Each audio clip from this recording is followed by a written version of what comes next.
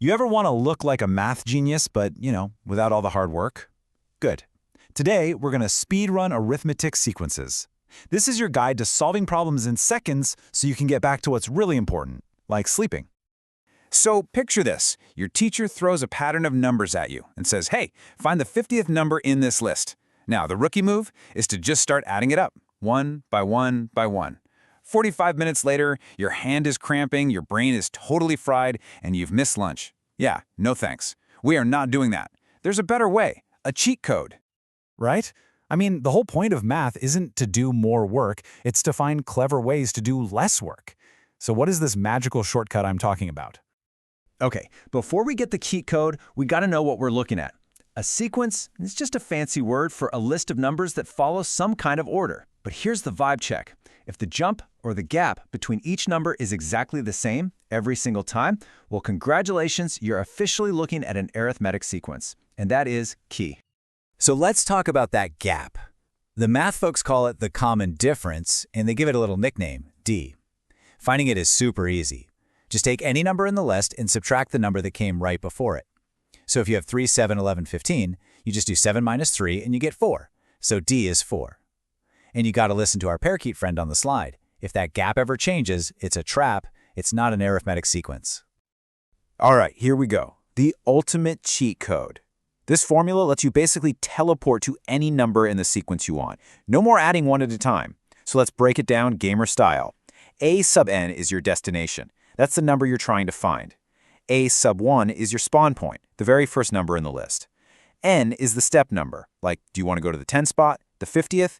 And D is your jump size, that common difference we just talked about. Let's see this thing in action. So let's say our sequence starts at 2 and our jump size, or D, is 5. We want to find the 6th number in the pattern.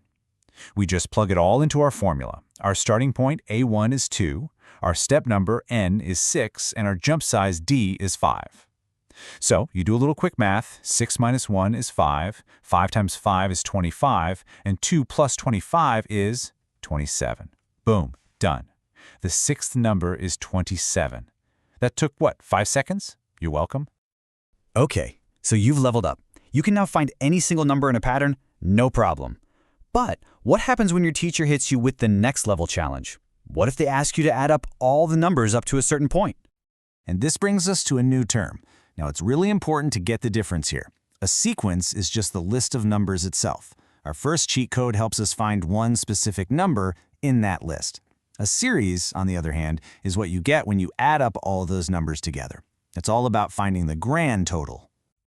So, welcome to the boss level. Your teacher looks at you and says, all right, smarty pants, what's the sum of the first 100 numbers in this pattern? And our little parakeet friend is screaming at you, do not, under any circumstances, try to add them up one by one. You will be there forever.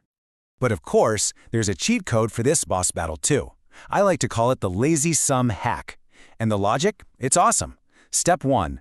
Grab the very first number and the very last number you care about and just add them together. Step 2. Multiply that answer by half of the number of items on your list. Step 3. That's it. You're done. Let's speed run this one too.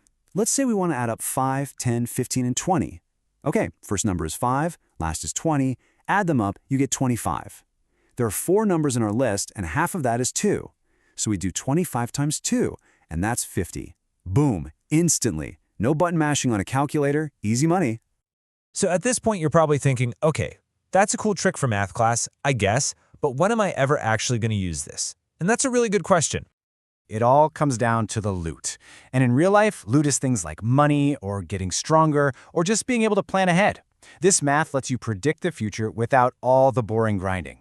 Like if you save $10 one week, 15 the next, and 20 after that, you can use the series formula to figure out exactly how much cash you'll have in a year. It's pretty cool. And once you know what to look for, you see this pattern everywhere. Seriously, think about the seats in a big stadium. The first row might have 20 seats. The next has 22, the one after that has 24. That's an arithmetic sequence. Or calculating how much money you'd make over 10 years if you get the same pay raise every year. It even shows up in physics. This stuff is all around us. All right, here's the super quick summary for your brain. Go ahead and screenshot this slide, you'll thank me later. A sequence is a list. Use that first formula to find just one number. A series is a sum. Use the second formula to find the total. And that common difference, D, is just the gap. To put it simply, sequences predict patterns and series calculate the totals. And that's it. GG. Good game. You've got the shortcuts now. You have the formulas, you can predict patterns, and add up huge lists of numbers in just a few seconds. So the next time you see a problem like this, don't be a rookie. Use the cheat codes. I'm gonna go take a nap.